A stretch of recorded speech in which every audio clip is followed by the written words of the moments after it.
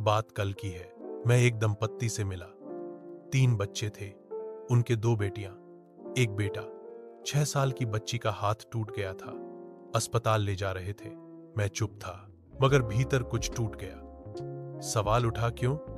एक आदमी जो अकेला था, स्वतंत्र था, आनंद में था, वह क्यों अपने ऊपर समस्याओं की बारात ले आता है? पहले तो स्वयं को ही नहीं संभाल पा रहा था, फिर शादी कर ली, फिर एक बच्चा, फिर 2 और, अब 1 से 5 हो गए। तुम्हें लगता है यह जीवन है? नहीं, यह जीवन नहीं। यह तो सामाजिक भय का उत्पाद है।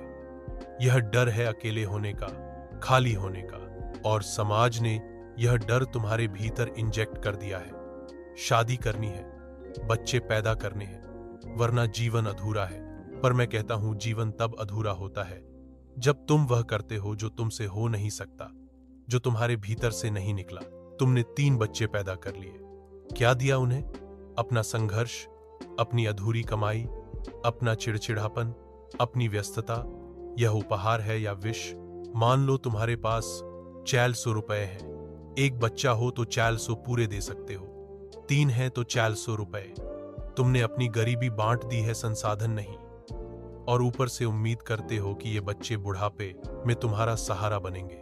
बिल्कुल वैसी ही आशा जैसे रेत में बीज बो देना और कल्पना करना कि बरगद उग आएगा।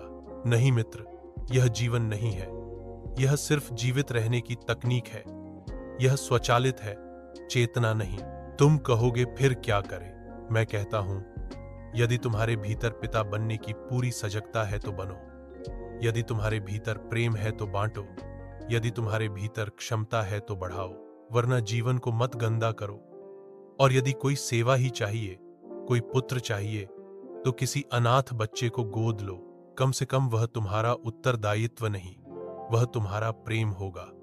और प्रेम कभी उम्मीद नहीं करता। जीवन की हर घटना में प्रवेश करो, मगर समग्रता से।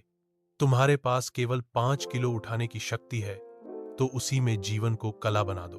50 किलो उठाओगे तो कला नहीं, दुर्घटना होगी। जीवन के हर निर्णय को मौन में देखो, ताकि वह तुम्हारा निर्णय हो, समाज का आदेश नहीं। समग्रता में जियो, पूरा जियो, वरना मत जियो।